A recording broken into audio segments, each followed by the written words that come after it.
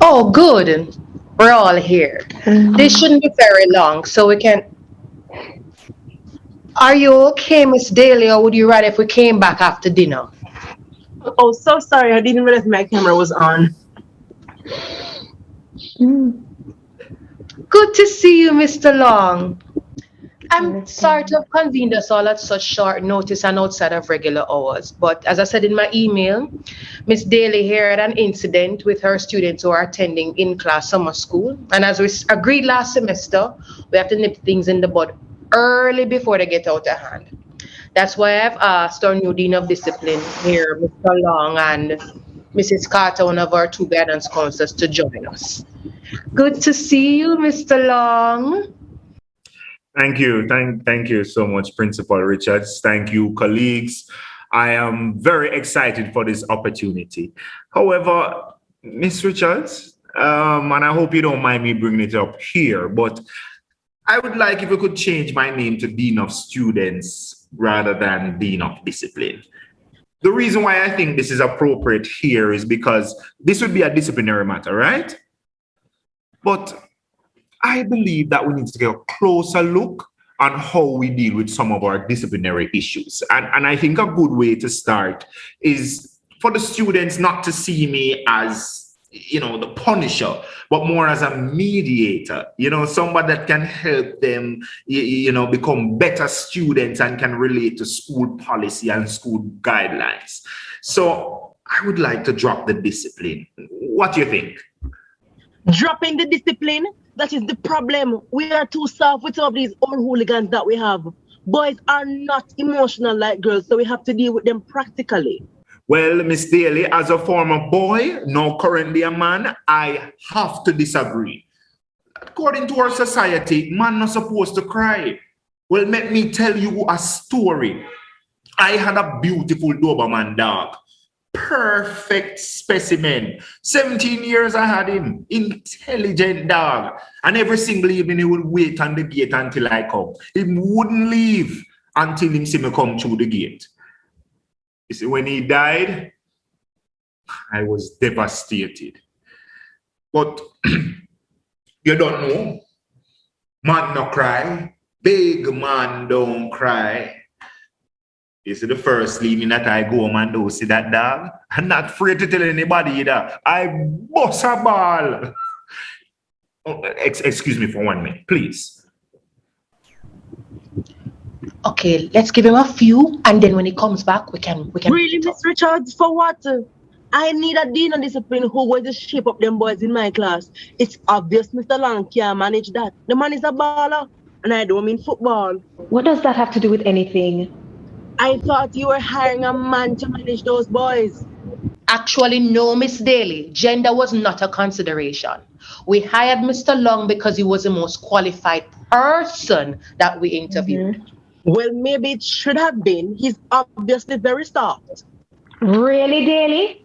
You're so full of gender stereotypes. And you really need to clean up your language. You hear you're referring to the people that pick me as hooligans? Come on, man. Words matter. And we have to start changing our own attitudes if we're going to expect that the student's going to change. I have to agree with Mrs. Carter. I am definitely not happy with the language. Look, I don't use those words to the children's face, obviously. But you think it, and I know your body language speaks loudly. Listen, we have to show them the kinds of behaviors we want them to model. All right, so maybe I was being a bit harsh, but that is my reality. All I am saying is that these boys are out of control. Everything they learn and see at home in the community, them bring to school. And no, Fenke, Dean of Discipline is going to change that. My apologies, everyone. My daughter was crying. I'm babysitting. My wife isn't back from work yet. Miss Daly, trust me. I understand how rough it might be for you, but try to understand the frustration, sadness, and anger that some of these boys had to go through, battle up inside of them. And yet society tells them real men don't cry. We don't want them to be fenke. What is that going to do to them? Not put them up to no good? And I know that, Miss Daly, because I was brought up that way. Well, you sure never take telling. Oh boy. That's a good point though, Mr. Lang. But I'm curious, what changed for you? Because just now when you were sharing, you didn't seem the least bit embarrassed. Well, it took a lot of work and two boys of my own. Trust me, I never want them feel how I felt. Going against what is our nature as human beings. It was terrible, man. Look, I am not saying that a good cry is going to change everything just like that.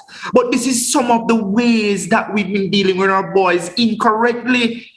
Gender stereotypes holding us back, man. Now, think about it. I think that we need more males in the primary level education. What do you think? Yep, I agree with that, but the men don't want our salaries. In fact, some of their very spouses discourage them from teaching. Na money na ina that. You see what I mean? That's what I mean. I'm listening to you all and I'm proud of this discussion. We have to take this further. I know you never meant any harm, Miss Daly. You are one of our best form teachers. But this notion that men have to be rough and aggressive is feeding into everything that is wrong in our communities. And our children are the losers. So, where do we start? By getting the dean of students a new dog. Yes, thank you for that, Daly. Ah, dear. Where do we start? With us. We need to lead by example. Create a school environment where girls and boys can thrive equally, where they are respected and respectful. None of us is perfect, but if we learn from each other, we can create the change we want. We've got this.